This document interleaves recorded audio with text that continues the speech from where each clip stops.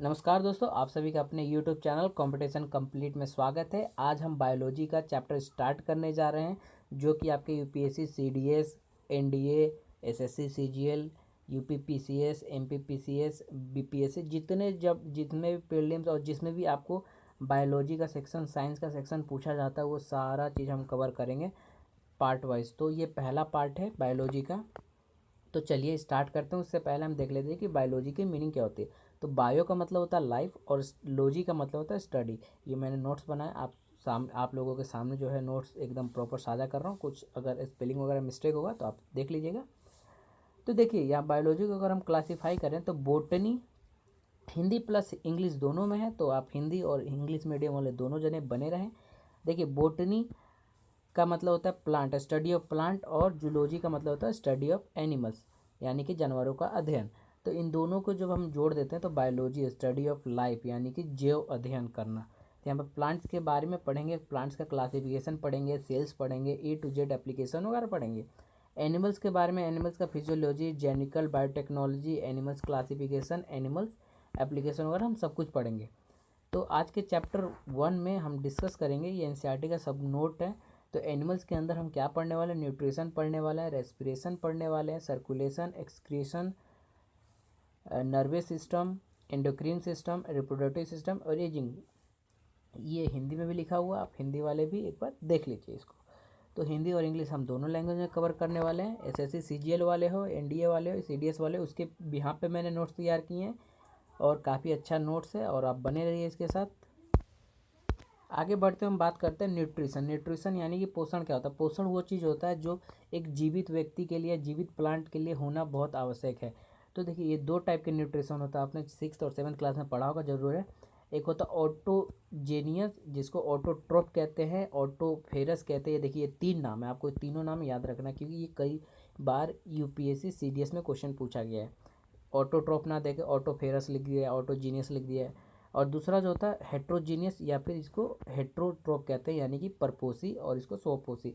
तो पर स्वपोषी का मतलब क्या होता है कि वो खुद ही खाना बनाते हैं और खुद ही के ऊपर निर्भर होते हैं, खाना बनाते हैं और खुद ही उसे कंज्यूम करते हैं, तो उसे ऑटोट्रोप कहते हैं।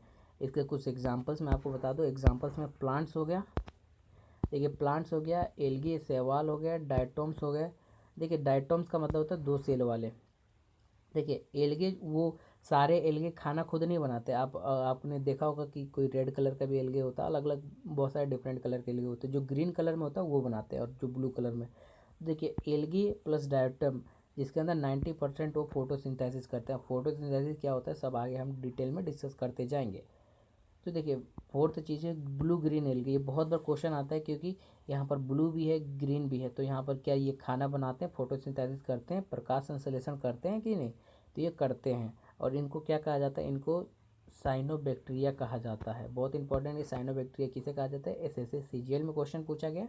तो आप लोग बने रहिए इस नोट्स के साथ, लाइक कर दीजिए, शेयर कर दीजिए, और कमेंट करके बताइए आपको कैसा लगा। चैनल को कर लीजिए सब्सक्राइब। देखिए, नेक्स्ट जो टाइप है हेट्रोट्रॉप। हेट्रोट्रॉप यानी कि परपोषी। ये परपोषी का मतलब क्या होता है कि जो दूसरे के ऊपर निर्भर होता है, डिपेंड होता है, चाहे वो डायरेक्टली हो चाहे इनडायरेक्टली। दोनों स्टेटमेंट याद रखिए, डायरेक्टली हो चाहे इनडायरेक्टली हो। यानी कि हम लोग हेट्रोट्रॉप्स हैं, जो कि पौधों के ऊपर डिपेंड रहते हैं। इसके भी बहुत सारे टाइप होते हैं, इसके टाइप्स की हम बात कर लेते हैं। तो देखिए, हेट्रोट्रॉप्स के टाइप्स कौन कौन से हैं? तो हर्बीवोरस, कार्निवोरस, ओमनिवोरस, कैनाबिल्स और कैप्रोफाइगस, यानी कि शाकाहारी, मांसाहारी, सर्वहारी, नरभक्षी और मलभोजी। तो देखिए, यहाँ पर क्या है जो हर्बीवोरस है, जो कि ऐसे घास और फल फूल पौधों को खाते हैं। कार्निवोरस जो कि मांस खाते हैं। ओमनिवोरस जो कि ये दोनों चीज़ खाते हैं, शाकाहारी भी होते हैं, मांसाहारी भी होते हैं। कैनाबिस जो कि अपने ही जाति के लोगों को खा जाते हैं, जो जीव जंतु होते हैं। और कैप्रोफाइगस जो होते हैं वो मल खाते हैं, यानी कि वो गंदगी खाते हैं, जो एक्सक्रीटा होता है, वेस्ट जो होता है वो खाते हैं वो। अगर इनको उदाहरण देखें तो टाइगर और लायन जो है कार्निवोरस हैं। हर्बिवोरस जैसे कि आपको डियर हो गया, बहुत सारे एनिमल्स हैं, काऊ हो गए। ओमनिवोरस जो कि जैसे मनुष्य हम लोग हो गए, कुत्ते बिल्ली इत्यादि बहुत सारी चीज़ें हैं। और कैनाबिल्स जैसे कि सांप हो गए, आपको स्नेक्स हो गए, जितने रेप्टाइल्स वगैरह हैं वो अपनी ही जाति के जीव खा लेते हैं। आपने मछलियों को देखा होगा। और कैप्रोफायस जो होते हैं खरगोश अपने ही मल को खा लेते हैं। तो या इस चीज़ को आपको ध्यान में रखना है कि खरगोश अपने ही एक्सक्रीटा को कंज्यूम कर लेता है। इस बायोलॉजी के पार्ट 1 में हम कवर करेंगे, ह्यूमन डाइजेस्टिव सिस्टम भी कवर कर देंगे आज ही। तो ह्यूमन डाइजेस्टिव सिस्टम आपने लोगों ने पढ़ा होगा बहुत बार, लेकिन एकदम इजी वे में आपको बताता हूँ कि एलिमेंट्री कैनाल, अगर इसकी स्पेलिंग थोड़ी आहार नली जिसको कहते हैं, तो इसकी स्पेलिंग अगर थोड़ी मिस्टेक हो तो आप देख लीजिएगा। डाइजेस्टिव इंजाइम्स होते हैं और डाइजेस्टिव ग्लैंड्स होते हैं। दो चीज़ होते हैं हमारे ह्यूमन सिस्टम में ही, जो हमारा ह्यूमन डाइजेस्टिव सिस्टम में दो चीज़ होते हैं, एलिमेंट्री कैनाल और डाइजेस्टिव एंजाइम्स। ये कैसे दिखते हैं मैं आपको बता देता हूँ। देखिए, एलिमेंट्री कैनाल क्या होता है, ये 9 से 10 मीटर लॉन्ग होता है, जो कि माउथ से शुरू होकर नीचे जब एंड्स जो पार्ट है वहाँ तक जाके ख़त्म हो जाता है, आप सबको मालूम होना चाहिए। और ये स्मॉलर होता है किन के अंदर, तो जो कार्निवोरस होते हैं,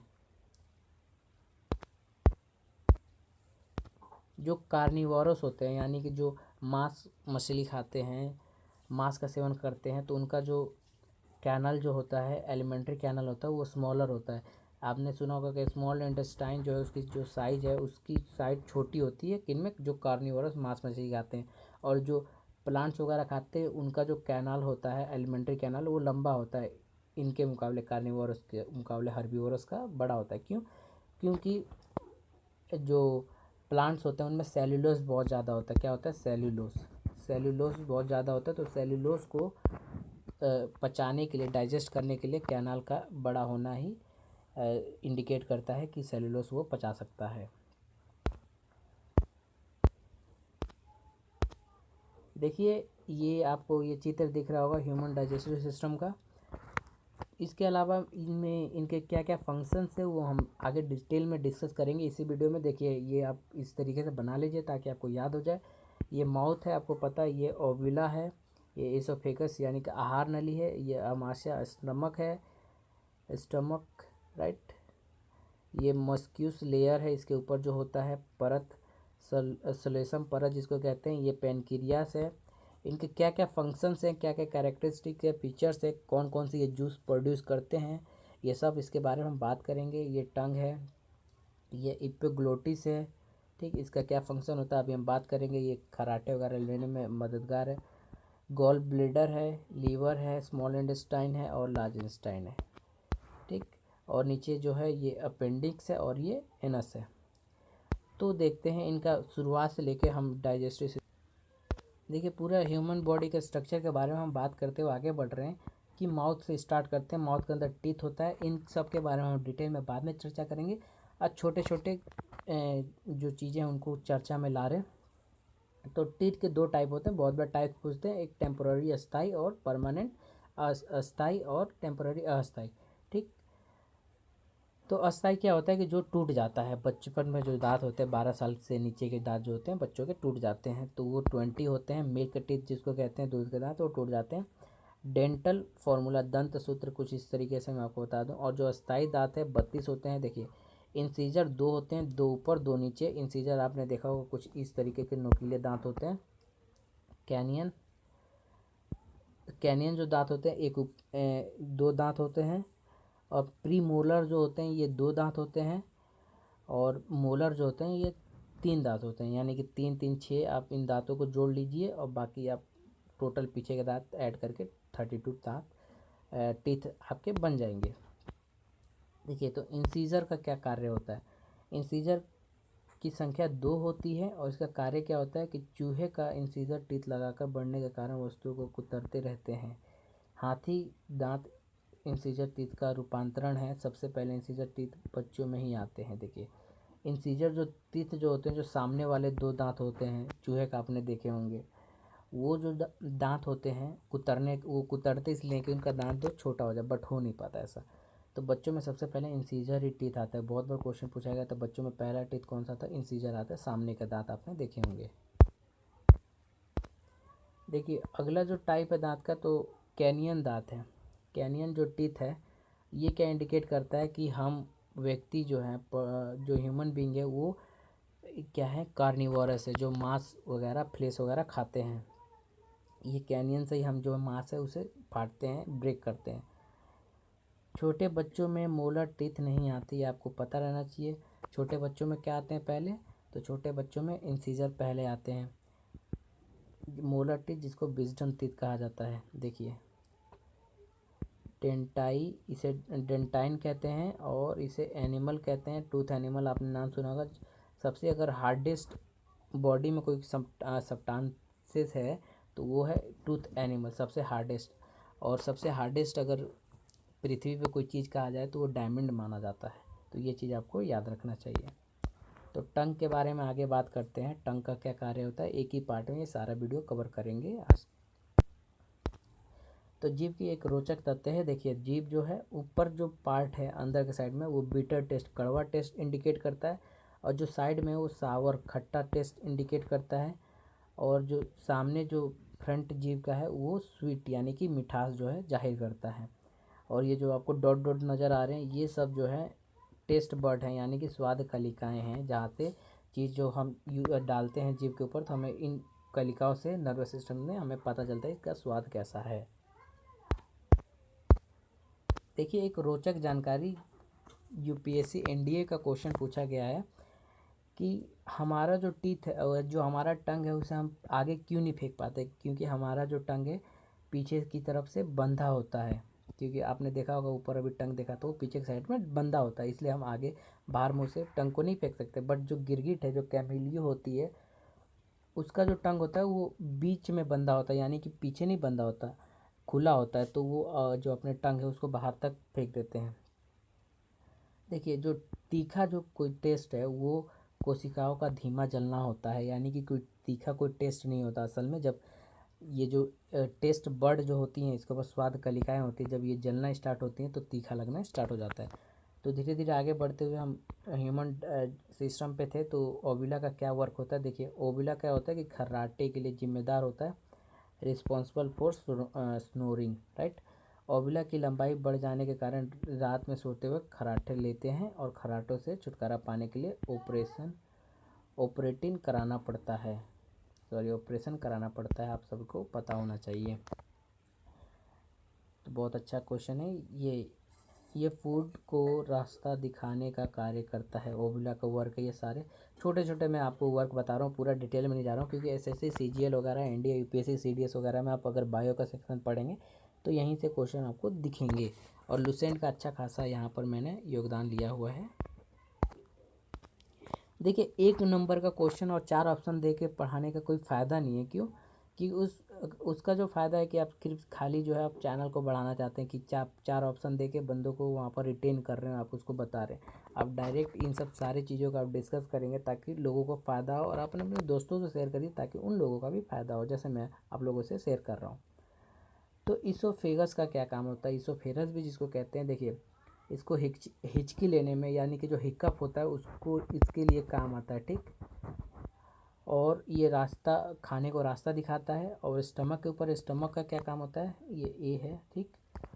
तो देखिए स्टमक में आप सबको पता है HCl यानी कि हाइड्रोक्लोरिक एसिड होता है, कॉन्सेंट्रेट हाइड्रोक्लोरिक एसिड होता है, ठीक है ना। पूरा प्योर नहीं होता, प्योर होता तो हमारा स्टमक पूरी तरह से गल चुका होता। स्टमक में देखिए हाईली कॉन्सेंट्रेटेड होता है HCl, जो कि म्यूकस लेयर प्रोटेक्शन प्रोवाइड करता है और प्रोटीन बना कर। ये देखिए जो म्यूकस लेयर होता है, आपने ऊपर जो स्टमक देखा था, मैं आपको लिए स्टमक बना दूँ, ये कुछ इस प्रकार से स्टमक है, ठीक। तो ये किनारे किनारे से जो म्यूकस लेयर होता है ये प्रोटीन का बना होता है, जो कि अंदर जो HCl होता है, हाइड्रोक्लोरिक एसिड होता है, उनको प्रोटेक्शन देता है, ये वॉल्स वगैरह को, राइट। तो देखिए ये सीएल स्टमक से बाहर निकल जाता है तो शरीर के अंदर घाव हो जाता है, जिसको अल्सर कहते हैं। देखिए जब ये प्रोटीन डैमेज हो जाता है, जब प्रोटीन कह सकते हैं जब ओल्ड एज हो जाता है तो प्रोटीन की कमी होने लगती है, प्रोटीन जो है डाइजेस्ट नहीं हो पाता, तो प्रोटीन का यूज़ नहीं हो पाता हमारे शरीर के अंदर, तो अल्सर ज़्यादा स्टमक में होने का खतरा बना रहता है। खाना खाते समय बड़ी मात्रा में पानी पीने से एसिड कॉन्सेंट्रेटर कम हो जाता है, जिससे भोजन पाचन में अधिक समय लग जाता है। इसलिए देखिए बहुत इंपॉर्टेंट है, लोग कहते हैं कि खाना खाने के बाद ही तुरंत पानी ना पिएं, उसके 10 से 15 मिनट बाद पानी पिएं। यही कारण है कि ACL की मात्रा कम हो जाता है, ज़्यादा पानी मिल जाता है तो खाना पच नहीं पाता। भोजन 5 से 6 घंटे रहता है। देखिए पेट में भोजन 5 से 6 घंटे रहता है। ये सारे के कहीं ना कहीं क्वेश्चन ये पूछे गए हैं। आप लोगों ने अगर प्रीवियस ईयर के कोई सा भी पेपर उठा लीजिए, कहीं ना कहीं आपको क्वेश्चन दिख जाएंगे। स्मॉल इंटेस्टाइन और लार्ज इंटेस्टाइन और जितने भी है पार्ट, सेकेंड पार्ट में हम कंटिन्यू रखेंगे। तो आई होप कि आपको ये वीडियो अच्छी लगे तो लाइक कर दीजिए, शेयर कर दीजिए दोस्तों के साथ, ज्ञान को बढ़ाइए और साथ ही साथ चैनल को कर लीजिए सब्सक्राइब, ताकि आने वाले भविष्य में आप लोगों के लिए अच्छे अच्छे वीडियो लाते रहो। धन्यवाद। आपका दिन शुभ। आई बटन पर क्लिक करके बहुत सारे हिस्ट्री के वीडियोस होंगे, आप देख लीजिए।